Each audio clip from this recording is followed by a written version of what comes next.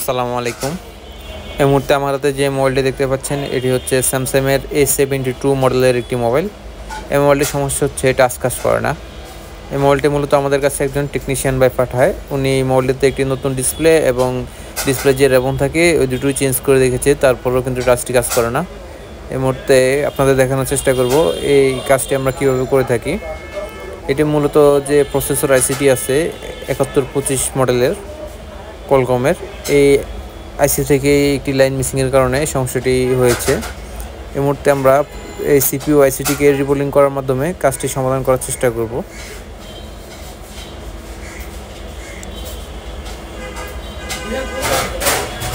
এই সমস্যাটি হওয়ার মূল কারণ হচ্ছে এই মোবাইলগুলো যখন চালানো অবস্থায় একটু বেশি পরিমাণে হিট হয় তখন আইসির নিচ থেকে বলগুলো ছেড়ে দিয়ে অনেক সময় ড্রাই হয়ে যায়। এই কারণে কিন্তু পরবর্তীতে আমাদের এই ধরনের সমস্যার সম্মুখীন হতে হয়। আপনারা যারা আমাদের মাধ্যমে আপনাদের মোবাইলগুলো সার্ভিস করতে চাচ্ছেন তারা স্ক্রিনে দেওয়ার নাম্বারে যোগাযোগ করতে পারেন, অথবা সরাসরি চলে আসতে পারেন mobile care and servicing centre 5/1 আল্লাহ করিম মসজিদ market gate, Mohammadpur bus stand, Dhaka. আমরা মাদারবোর্ড থেকে সিপিইউ আইসিটিকে তুলে নিয়েছি। এই মুহূর্তে আমরা মাদারবোর্ডটিকে ভালোভাবে ক্লিন করে নেব।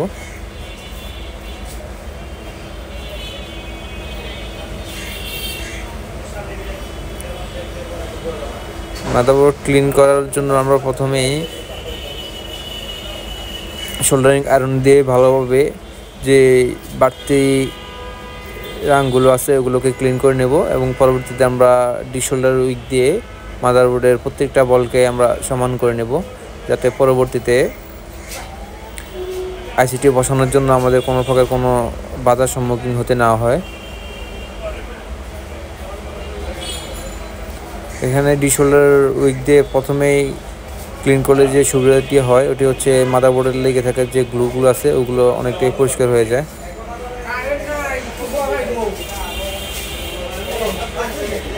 আমরা মাদারবোর্ডের প্রত্যেকটা বলকে সমান করে নিয়েছি। এই মুহূর্তে আমরা মাদারবোর্ডের মধ্যে যে বাড়তি পেস্টগুলো আছে, অর্থাৎ এই সিপিইউর নিচে যে হোয়াইট পেস্টগুলো ইউজ করা হয়েছে এগুলো অনেকটাই কিন্তু থেকে যায়, এগুলোকে আমরা ভালোভাবে ক্লিন করে নেব। এই ধরনের আইসি রিলেটেড কাজ আমরা প্রায় প্রতিনিয়ত করে থাকি, তাই আপনার মোবাইলের মাদারবোর্ড জনিত যে কোনো সমস্যার সমাধানের জন্য আমাদের সাথে যোগাযোগ করতে পারেন।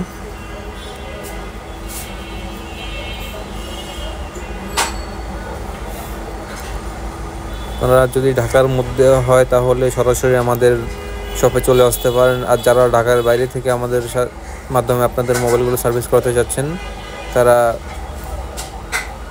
আমাদের স্ক্রিনে দেওয়া নাম্বারে যোগাযোগ করে কুরিয়ার মাধ্যমে আপনাদের মোবাইলগুলো পাঠিয়ে দিতে পারেন। আমরা কাজ করে পুনরায় কুরিয়ার সার্ভিসের মাধ্যমে আপনাদের মোবাইলগুলো পাঠিয়ে দিব। এই মুহূর্তে আমরা যে সিপিইউ আইসিটি আছে এই আইসিটিকে ক্লিন করার চেষ্টা করব।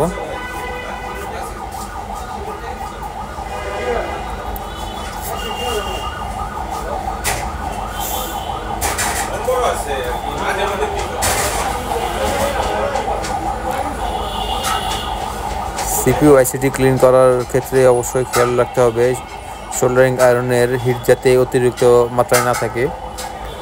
সবসময় 350 বা 330-এ রেখে আইসিগুলো ক্লিন করার চেষ্টা করি, এতে করে আইসিগুলো ড্যামেজ হওয়ার সম্ভাবনা খুবই কম থাকে।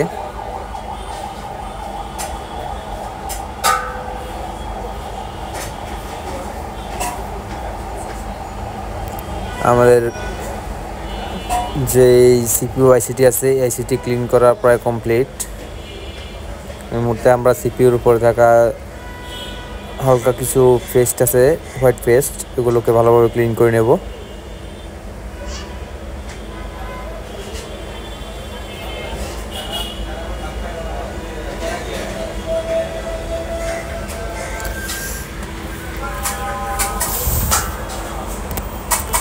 আমাদের সিপিইউ আইসিটিকে ক্লিন করা কমপ্লিট। এই মুহূর্তে আমরা আইসিটিকে রিবোলিং করার জন্য চেষ্টা করব।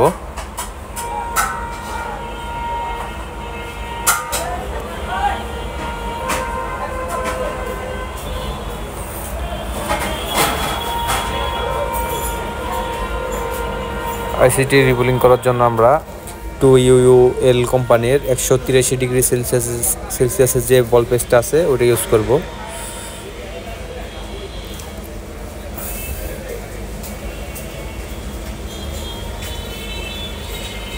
সিপিইউআইসি রিবুলিং করার ক্ষেত্রে আমাদের অবশ্যই খেয়াল রাখতে হবে যাতে যে পিপিডি দিয়ে আমরা আইসিটিকে বল করব ওটি লো মেল্টেড না হয়। এতে করে হবে কি, যখন মোবাইলটি চালানো হবে মোবাইলটি একটু হিট হলেই আমাদের আইসি নিচে থেকে বলগুলো ছেড়ে দিতে পারে এবং কি আমাদের মোবাইলটি পুনরায় ডেড হয়ে যেতে পারে অথবা বিভিন্ন সমস্যার সম্মুখীন হতে পারে। এর জন্য আমাদের অবশ্যই 183 ডিগ্রি সেলসিয়াসের উপরে পিপিডি ইউজ করতে হবে।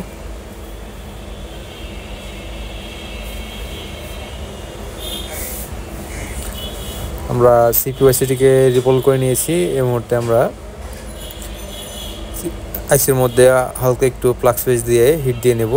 এতে করে হবে কি, আমাদের আইসির কোনো বল যদি উচ্চানিচা অথবা আশেপাশে থাকে ওগুলো সব সমানভাবে নিজের যে স্থানে থাকার কথা ওইখানে লেগে যাবে। আমাদের আইসিটি মাদারবোর্ডে ইনস্টল করার জন্য এখন একদম প্রস্তুত।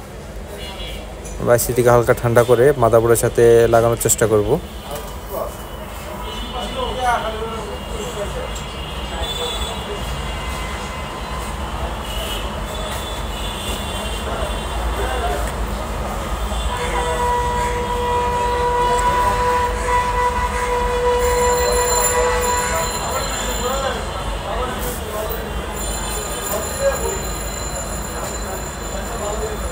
আইসিটি লাগানোর জন্য আমরা হটগানের যে হিট এটি 360 এবং এয়ার 60-এ রেখে আইসিটি লাগানোর চেষ্টা করতেছি।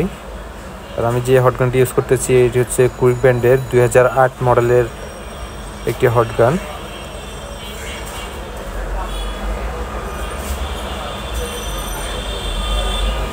আইসিটিকে হালকা একটু নাড়া দিয়ে কনফার্ম হয়ে নেব আইসিটি মাদারবোর্ডের সাথে লেগেছে কিনা। এর মধ্যে আমরা মাদারবোর্ডটিকে ভালোভাবে ওয়াশ করে নেব। ওয়াশ করে মোবাইলের সাথে লাগিয়ে দেখব আমাদের যে সমস্যাটি ছিল ওই সমস্যাটি সমাধান হয়েছে কিনা।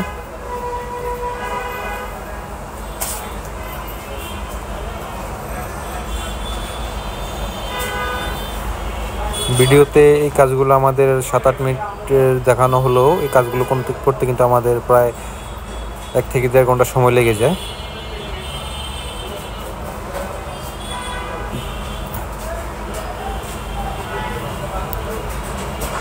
আলহামদুলিল্লাহ আমাদের যে সমস্যাটা ছিল ওটা কিন্তু সমাধান হয়ে গেছে।